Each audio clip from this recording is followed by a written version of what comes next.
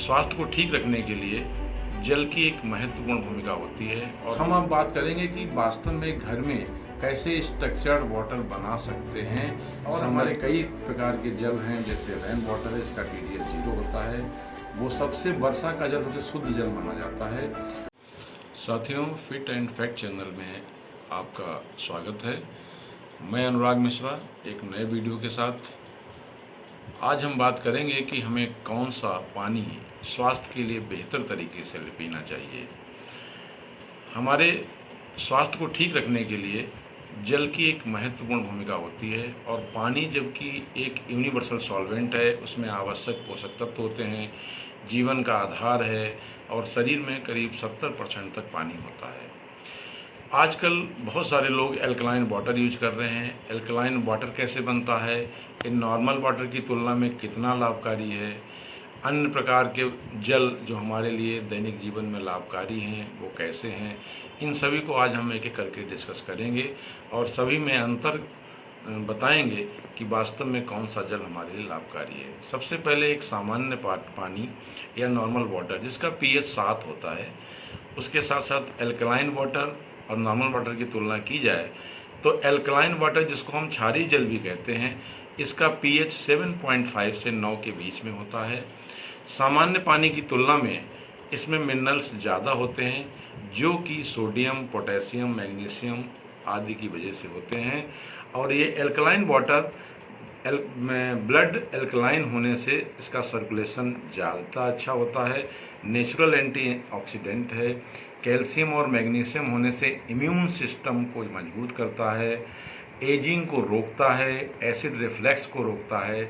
लेकिन इसको ज़्यादा नहीं पीना चाहिए, क्योंकि इससे pH बढ़ेगा, डाइजेशन खराब होगा, मस्कुलर प्रॉब्लम हो सकती हैं और बोन कमज़ोर हो सकती हैं। तो एल्कलाइन वाटर बनाने के लिए सबसे पहले अगर देखा जाए, इसको हम इन्फ्यूज़ वाटर के रूप में भी देखते हैं। आजकल लोग इसको बनाते हैं। जैसे एक गिलास जार में, 1 लीटर जार में अगर हम कुछ खीरा, ककड़ी या पाइनएप्पल के टुकड़े उसमें डाल दें और 10 से 12 घंटे के बाद में उसको हम पिएं तो वो एक तरीके से एल्कलाइन हो जाता है। इसके साथ साथ जो हमारी पसंद की चीज़ें हैं, जैसे 1 लीटर जल में अगर हम कुछ तुलसी और कुछ खीरा, कुछ ककड़ी के साथ साथ नींबू, इन चीज़ों को मिलाते हुए 10 घंटे के बाद अगर हम इसको एल्कलाइन बनाना है, चिया सीड वगैरह भी मिला सकते हैं, जिससे कि वो वाटर एल्कलाइन हो जाता है, जो कि हमारे स्वास्थ्य के लिए बहुत लाभकारी होता है।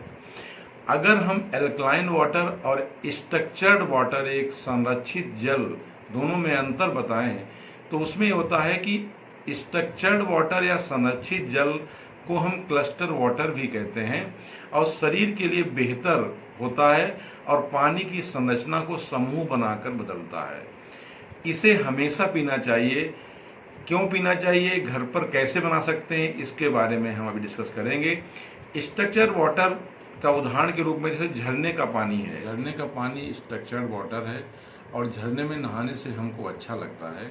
इसका एक कारण है कि झरने का पानी स्ट्रक्चर्ड वाटर है जो हमारे ऊपर पड़ता है। 1-2 मिनट बाद हमारी बॉडी का वाटर मॉलिक्यूल भी स्ट्रक्चर्ड हो जाता है और ये मैचिंग होती है, उसी से हमको अच्छा लगता है, क्योंकि झरने के पानी में काइनेटिक एनर्जी होती है जो इसको स्ट्रक्चर्ड बना देती है। हम अब बात करेंगे कि वास्तव में घर में कैसे स्ट्रक्चर्ड वाटर बना सकते हैं, संरक्षित जल कैसे बना सकते हैं। अगर हम 10 से 15 लीटर का एक मटका या घड़ा ले लें और उस घड़े में कॉपर प्लेट 4 से 5 इंच की कॉपर प्लेट उसमें डालें, जिससे कि, क्योंकि कॉपर प्लेट के अंदर फ्री इलेक्ट्रॉन्स होते हैं, नेगेटिव चार्ज होते हैं, ये पानी को स्ट्रक्चर्ड बनाते हैं। कॉपर प्लेट को घड़े में डालकर 10 से 11 घंटे के लिए छोड़ देते हैं। 10 से 11 घंटे के बाद में कॉपर प्लेट निकाल लेते हैं। कॉपर प्लेट बहुत ज़्यादा गंदा हो जाएगा तो उसको खट्टी चीज़ों से, चाहे नींबू से या नमक से साफ़ कर लेते हैं और फिर उसको दोबारा प्रक्रिया में अगले दिन ला सकते हैं। तो मटके के ऊपर का पानी जो आ जाता है वही हमको पीना चाहिए।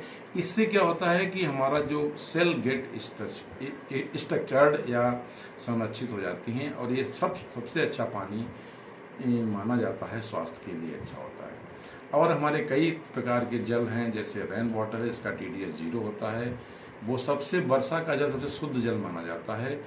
और हमारे आजकल हम लोग जब आरओ का पानी पीते हैं तो हमारे शरीर की सेल्स का TDS 200 होता है। इसलिए हम कह रहे हैं कि हमें वही पानी पीना चाहिए जो हमारी सेल्स के TDS से मैच करे। जब क्योंकि सेल्स जो होते हैं वो बॉडी में बनते रहते हैं, ख़त्म होते रहते हैं।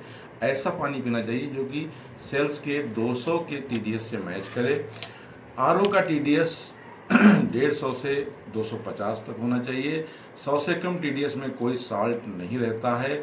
और अगर हम बात करें बोरवेल में तो वहाँ पे 400 से 500 तक का TDS होता है, जिसमें सॉल्ट ज़्यादा होता है। तो इन सब चीज़ों से हम ये कह सकते हैं कि वास्तव में जो स्ट्रक्चर्ड वाटर है, संरक्षित जल है, वो ज़्यादा बेहतर है। और सामान्य पानी को अगर हम एल्कलाइन और स्ट्रक्चर्ड बना के पिएँ तो स्वास्थ्य के लिए बहुत ज़्यादा हितकर है। साथियों, इसके साथ साथ हम आपसे कहना चाहेंगे कि इस वीडियो को देखें और ज़्यादा से ज़्यादा शेयर करें। और हम एक नए वीडियो के साथ आपके से फिर हाजिर होंगे। धन्यवाद।